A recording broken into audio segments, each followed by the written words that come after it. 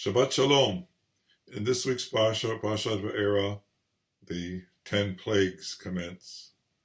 We have in our Parsha the first two sets of the plagues, as you know, come in sets of 3, followed by the culminating 10th plague, Makas Bechorot. And in our Parsha, we have the first 2 sets, the first 6, and then the 7th, the beginning of the 3rd set, which is the Makat Barad, the hail that fell upon Egypt. And it's clear that the reason that the parasha ends with Makat Barad is that in Makat Barad, for the first time, Paro cracks. Paro calls Moshe and says, Hashem Tzaddik v'ani v'ami harashaim. He confesses, uses even the language that was eventually accepted into the Jewish ritual as the language of vidui, and then says, God is the tzaddik, God is just, God is acting justly, and we are the ones at fault.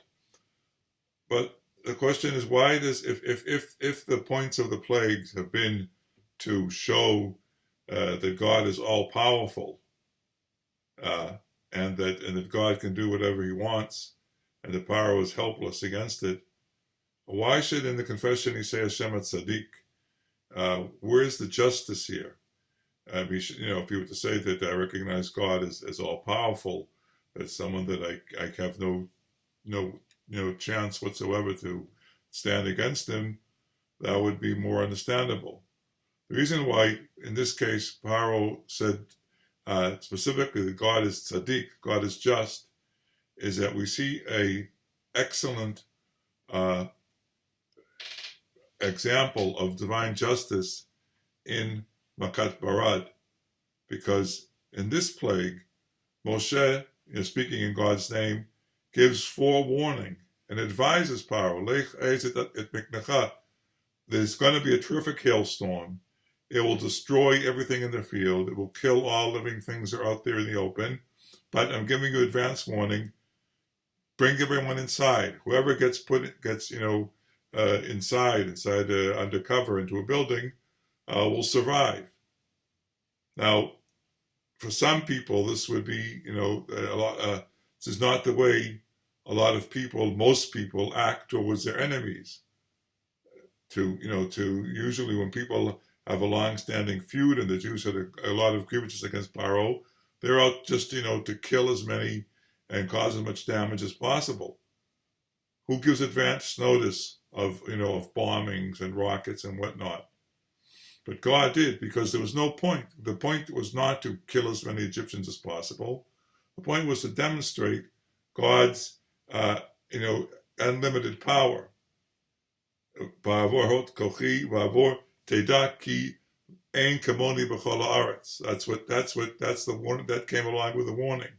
Point of this plague is to show God's incomparable, irresistible power, and to do that, it could, it's enough to have the hailstorm come and destroy everything in the field, not everything, but the crops that were ripe enough to break, and there's no reason, there's nothing to be gained, no purpose to killing the Egyptians and their animals.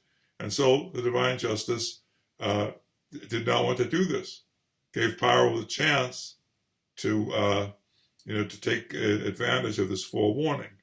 And this is why Paro said, Hashem Tzaddik, not only do I see that God is all-powerful, but I see that God is just, and that He's not out to do just as much damage as possible. This is an important lesson. It's pointed out by the early Midrashim. Later Meforshim go off on different tacks.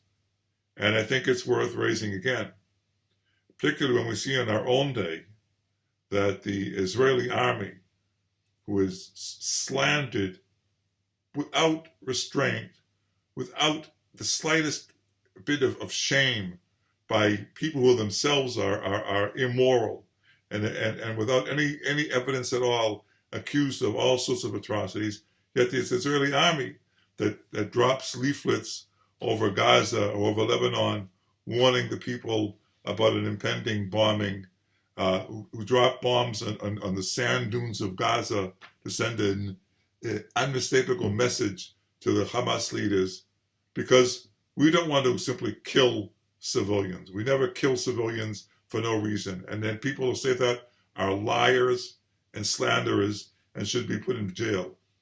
But the question is, why is it so?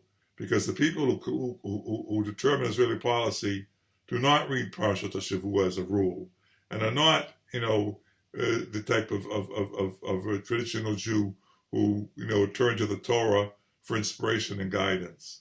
And this leads me to wonder if we can have here some sort of slight evidence, the type of, views which I generally resist, put forward by Rav Kook and by Hasidim, that all Jews have something of this Jewish tradition within them, even if they are unaware of it, even if they deny it, even if they resist it, even if they're actively trying to suppress it, as so many people in the Israeli establishment do. And so we see it in our own day that following, I would be happy to think that the people who have this policy of sending advance warning of bombings and whatnot, now I think they even do it by SMS, are fulfilling the divine commandment of Halachta b'drachav, following in the steps of God and trying to imitate His justice. I don't know if that's true, but I'd be happy if it was true. But anyway, it's an enlightening thing, and it's an enlightening thing in our parsha that Paro was forced, but eventually did recognize not only God's might, but also God's justice. Shabbat Shalom.